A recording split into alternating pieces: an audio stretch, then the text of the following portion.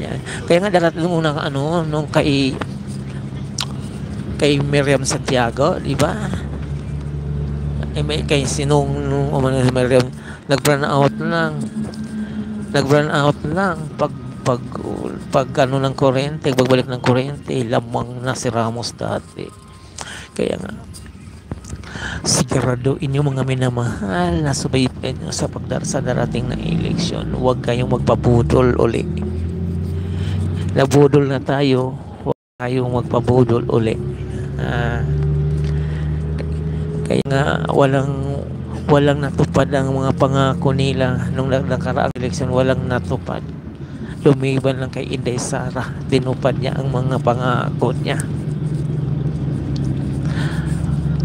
Yun pa ang kinakasuhan. Kaya ang ginagawa nila, kasi maganda ang ano ni Inday Sara sa taong bayan, sinisira nila para ang totoong nangyayari sa ating bansa, totoong mga nangyayari sa ating bansa na walang ang totoong kapalpakan sa ginagawa nilang sa administrasyon ngayon, dinaibit nila kay Inday Sara para mag-focus ang isip ng tao kay Inday Sara, diba?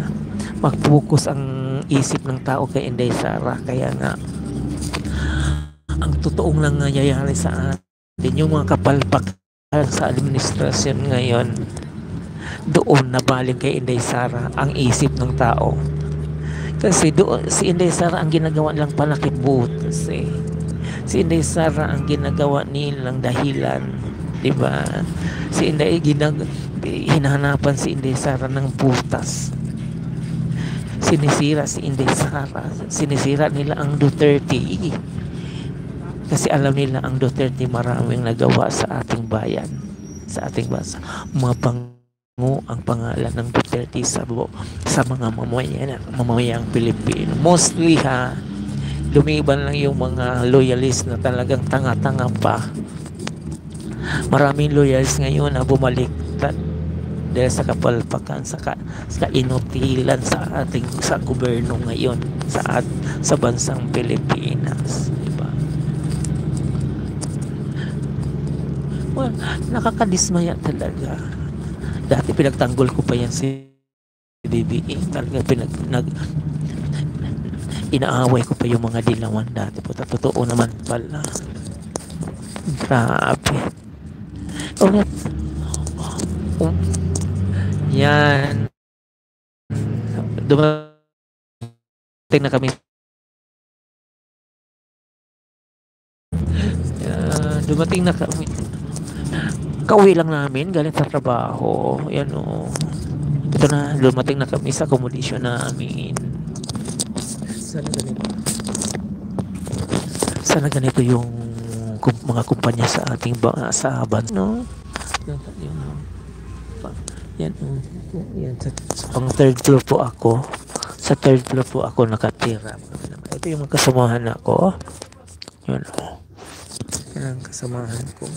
Nagbabaan na. Mahal. Yan, Miguel, shout out. Thank you so much. Yan. Tayo magpapudo. Yan. Yung mga kasamahan ko sa trabaho. Yan, kasamahan ko sa trabaho. Mga manahal, nagsibabaan na. Ayan, nagsibabaan na mga kasamahan ko sa trabaho.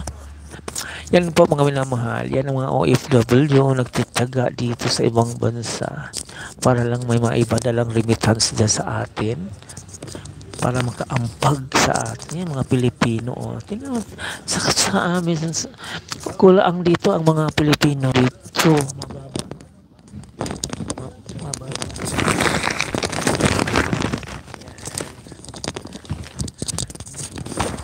Ang Pilipino dito, mababa yung 10 taon dito.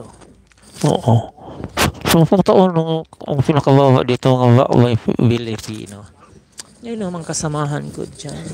Iba-ibang lahi. Yan, doon sa Dubai Market sila ang iba kasi doon sila mag-almusal. Ako mayroon akong mag-walker out lang ako. Kasi pagod. Gas gito yo, dalawang